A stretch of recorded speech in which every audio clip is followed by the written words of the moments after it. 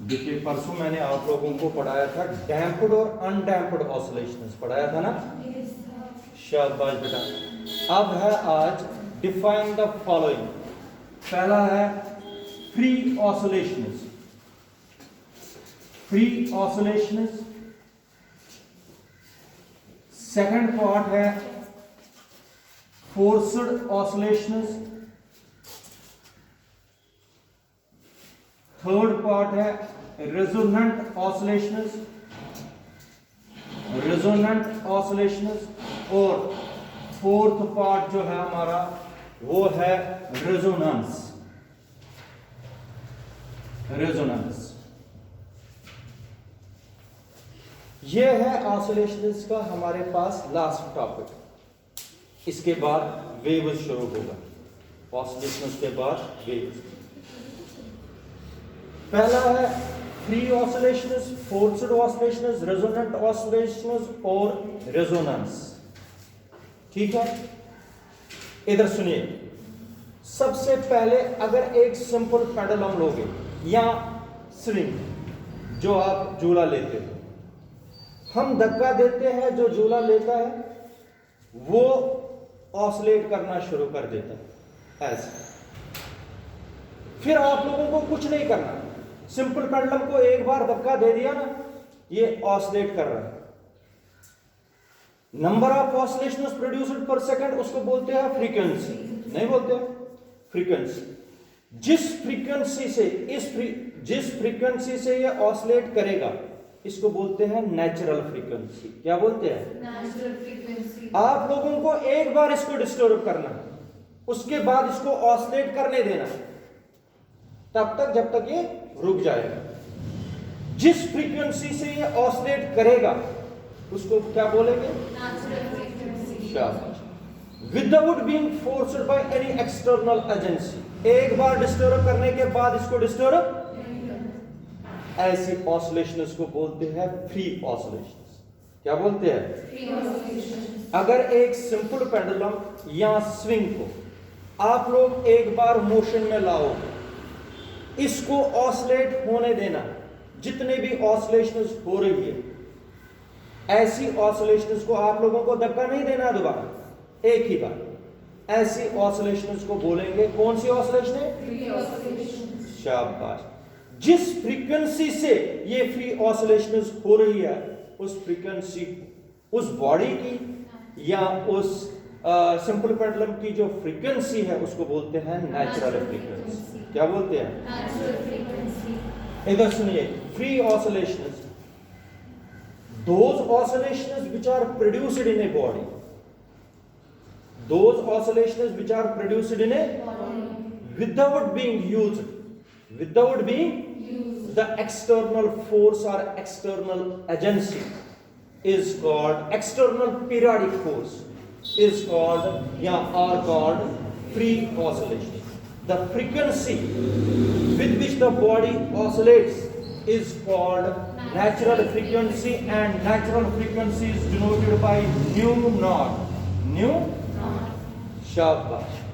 अगर एक simple pendulum oscillate करता है, एक बार डिस्टर्ब करने के बाद कोई एक्सटर्नल फोर्स रिपीट नहीं करोगे, कोई एक्सटर्नल पीरियडिक फोर्स नहीं लगाओगे, तो ऐसी ऑसिलेशंस को क्या बोलेंगे? Free oscillation. क्या बोलेंगे? Free oscillation. शाबाश बेटा।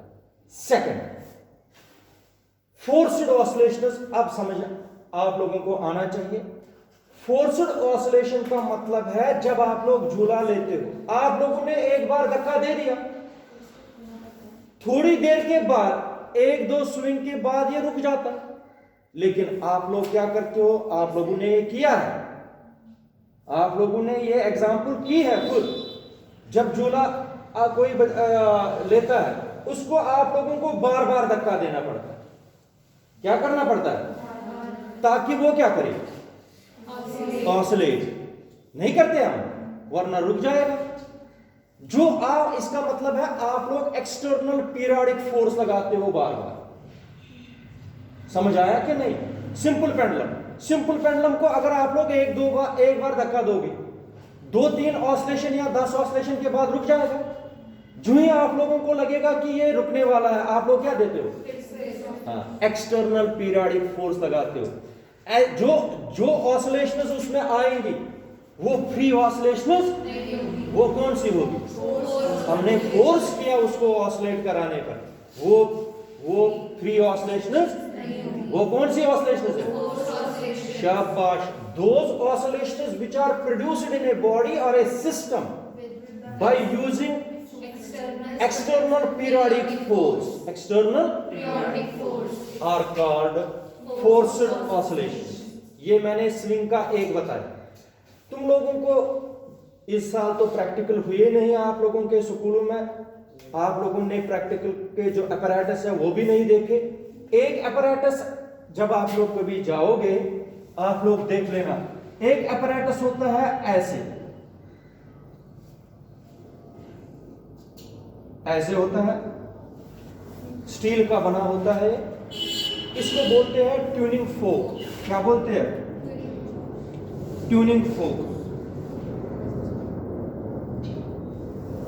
ये स्टील का बड़ा होता है लेकिन इसको हैमर करना पड़ता है ऐसे रबर पैड के साथ। किसके साथ? Rubber pad. इनको बोलते हैं प्रॉन्ग्स, PRONGS, प्रॉन्ग्स। जो इनके दो है ना ये, इनको बोलते हैं प्रॉन्ग्स। जब आप लोग इसको हैमर करोगे ना ऐसे, कान के पास आप लोग देख लेना आवाज होगी। आवाज होती है किन से? वाइब्रेशन की वजह से। किन से? वाइब्रेशन। एक बात मैं आप लोगों को फिर से बताता हूं, जब हम एक ट्यूनिंग फोक को हैमर करेंगे किसके साथ?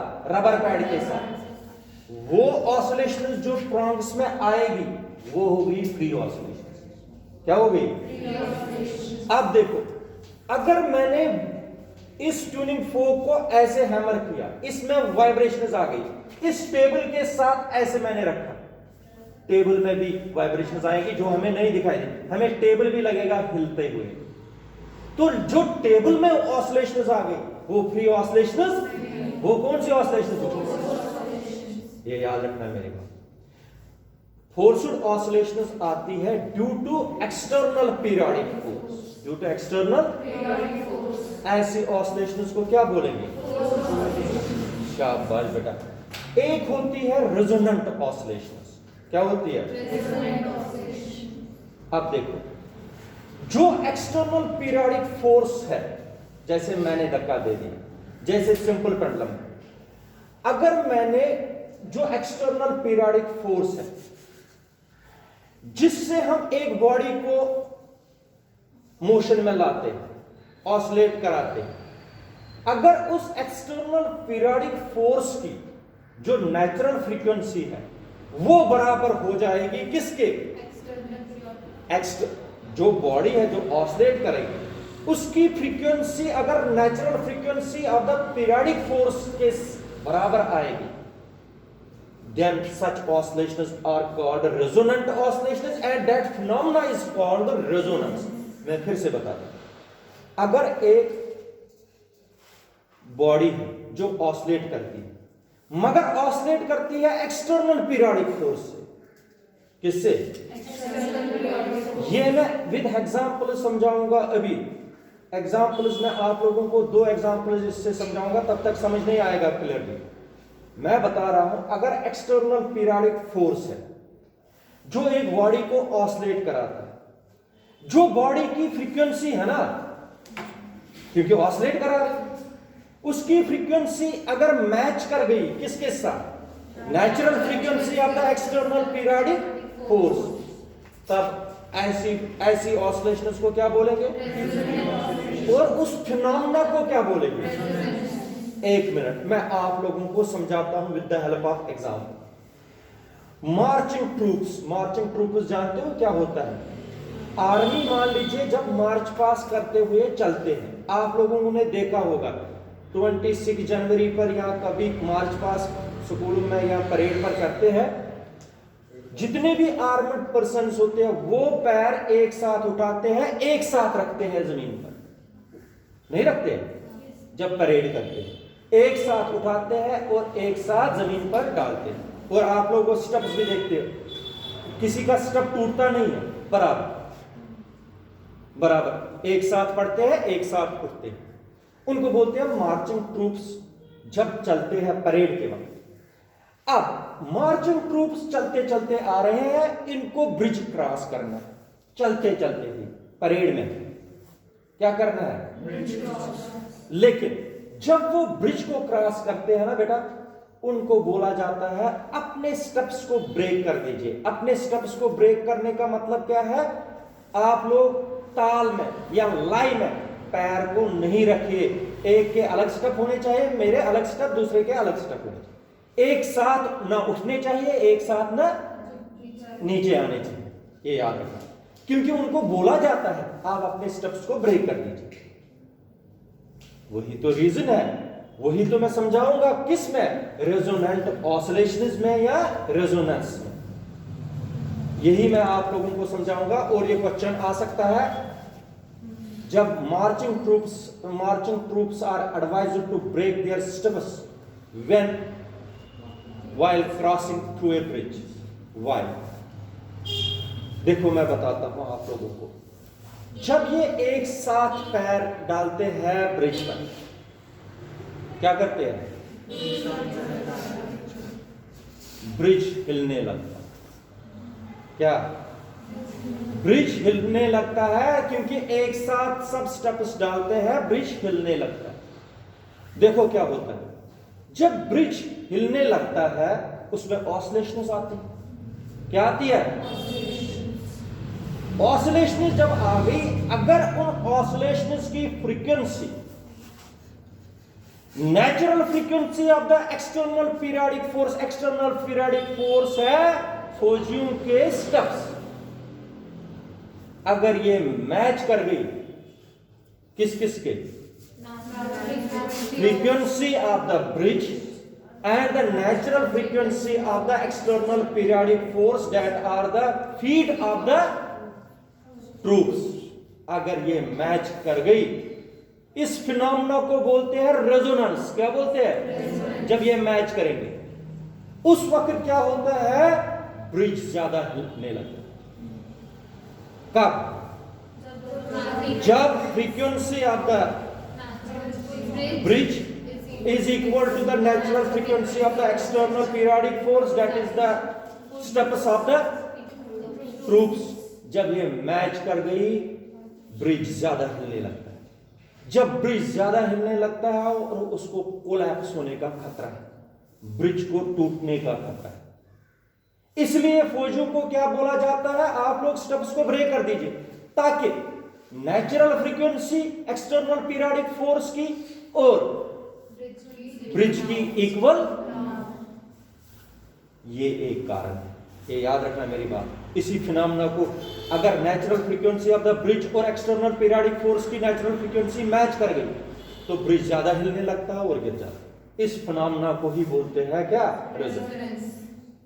जब अर्थक्वेक आता है, सीस्मिक वेव्स निकलती है, अर्थक्वेक के वक्त मैं आप लोगों को समझाता हूं, सब कुछ हिल जाता है उस वक्त। देखिए क्या होता है, जो सीस्मिक वेव्स है अर्थ के अंदर, उनकी फ्रीक्वेंसी हो गया एक्सटर्नल पीरियोडिक फोर्स। क्या हो गया, एक्सटर्नल। और जो मतलब मान लीजिए बिल्डिंग है, कोई बिल्डिंग हिल जाता है, हिलने का मतलब है उसमें ऑसिलेशन आ जाता है। अगर उन ऑसिलेशंस की फ्रीक्वेंसी किसके साथ मैच कर गई, natural frequency of the seismic waves, तो बिल्डिंग ज्यादा हिलेगी, बिल्डिंग और गिर जाएगी। और आप लोग देख लीजिए, जहां पर ऐसा फिनोमेना होता है, रेजोनेंस का फिनोमेना, वहां पर डैमेज ज्यादा होता है। क्या होता है, क्योंकि उनमें रेजोनेंट ऑसिलेशंस प्रोड्यूस होती है उन बिल्डिंग्स में, जो मैच कर गई किसके साथ, natural frequency of the seismic waves, तो वहां पर कोलैप्स सब कुछ हो जाता है। तो इस फिनोमेना को बोलते हैं रेजोनेंस, और ऐसी ऑसिलेशंस को बोलते हैं, शाबाश बेटा, इसीलिए आप लोग देख लीजिए, जब भी आप लोग देखोगे मार्चिंग ट्रूप्स कभी भी स्टेप्स में नहीं चलते हैं ब्रिज पर। यही रीजन है, क्योंकि अगर ब्रिज की फ्रीक्वेंसी मार्चिंग ट्रूप्स के स्टेप्स के फ्रीक्वेंसीज के इक्वल हो गई, ब्रिज ज्यादा हिलने लगेगा और ब्रिज को कोलैप्स होने का खतरा है। समझ आया? तो ये है free oscillations, forced oscillations, resonant oscillations और ये इन्हीं के बेसिस पर आप लोगों को ये क्वेश्चन भी आ सकता है, क्यों मार्चिंग ट्रूप्स को एडवाइस किया जाता है टू ब्रेक देयर स्टेप्स। याद रखा? ये था लास्ट। और डैम्प्ड और अनडैम्प्ड ऑसिलेशंस मैंने ऑलरेडी बताया हुआ है। तो ये हो गया पूरा का पूरा टॉपिक ऑसिलेशंस। ठीक है? तो इसके बाद तो